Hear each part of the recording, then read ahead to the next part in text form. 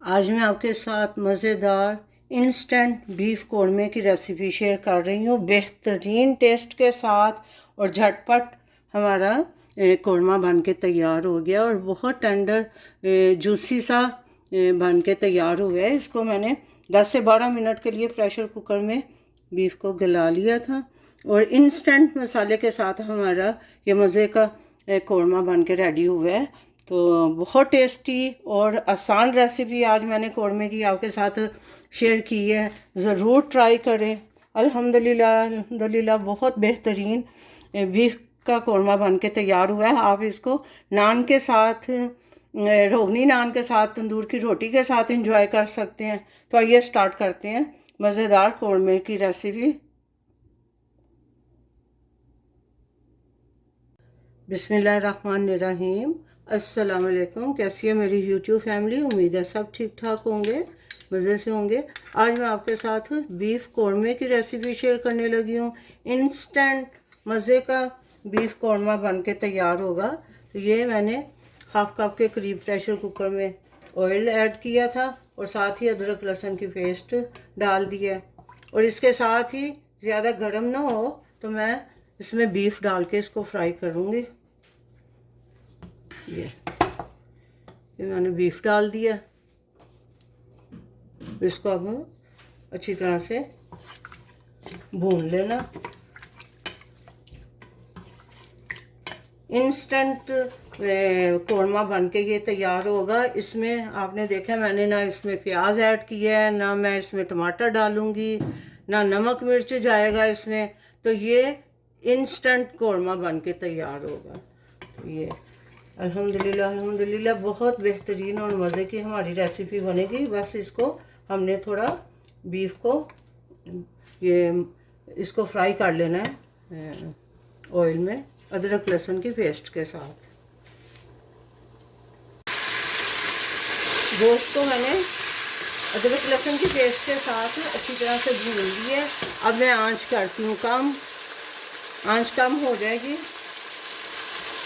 तो फिर मैं इसमें दही ऐड करूँगी, क्योंकि कौरमे का मसाला हमारा रेडी है, हम वो नहीं अभी ऐड करेंगे। नमक मिर्च हल्दी कोई चीज़ ऐड नहीं करनी और इवन प्याज भी नहीं ऐड किया, वहीं टमाटर जाएगा, बस दही जाएगी अभी। तो आँच मैंने कर दिया कम और हाफ कप के करीब मैं इसमें दही ऐड कर रही हूँ। दही डाल के इसको गोश्त को अच्छी तरह से भून लेना है।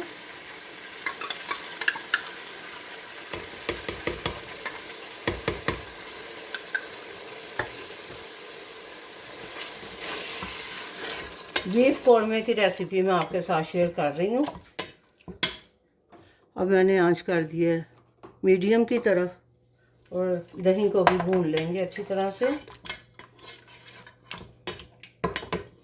क्योंकि बीफ गलने में थोड़ा टाइम लगता है, इसलिए मैं इसको प्रेशर कुकर में बना रही हूँ ताकि दही वाला पानी हमारा सूख जाए। जैसे भून लूँगी मैं, फिर मैं इसमें पानी ऐड करके तो मैं इसको 10 से 15 मिनट के लिए प्रेशर कुकर को बंद कर देना। अब इसको पहले मैंने दही के साथ गोश्त को भूनना है।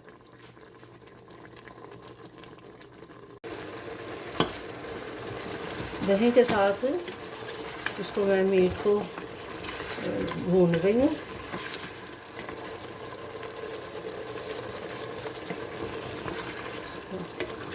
चार से 5 मिनट हो गए इसको भूनते हुए। अब इसमें मैं 1 से 1.5 कप जो है ना पानी का ऐड करूँगी ताकि प्रेशर कुकर को बंद कर दें 10 से 15 मिनट के लिए, ताकि ये गोश्त अच्छी तरह से गल जाए।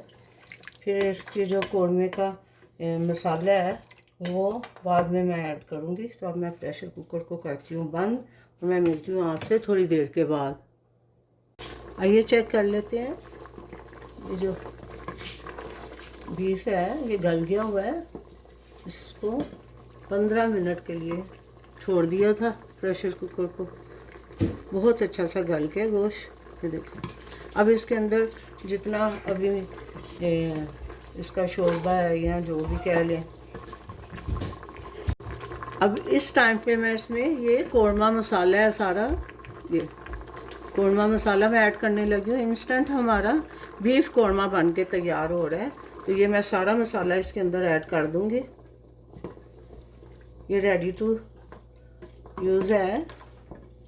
इस तरह से आप मसाला इसके अंदर ऐड कर दें। बेहतरीन टेस्ट और लुक के साथ ये कौरमा बन के तैयार होगा। ये देखें,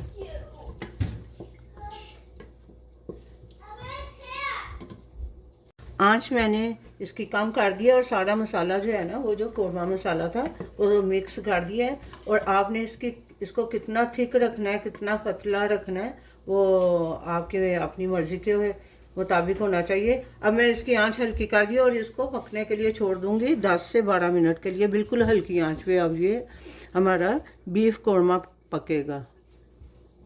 अल्हम्दुलिल्लाह अल्हम्दुलिल्लाह हमारा बीफ कौरमा बन के तैयार हो गया। झटपट और इंस्टेंट बीफ कौरमे की रेसिपी मैं आपके साथ शेयर कर रही हूँ। ये देखें, इसकी लुक चेक करें। और ये जो इसकी ग्रेवी है, बेहतरीन टेस्ट के साथ कौरमे की जो ग्रेवी होती है, ये देखें।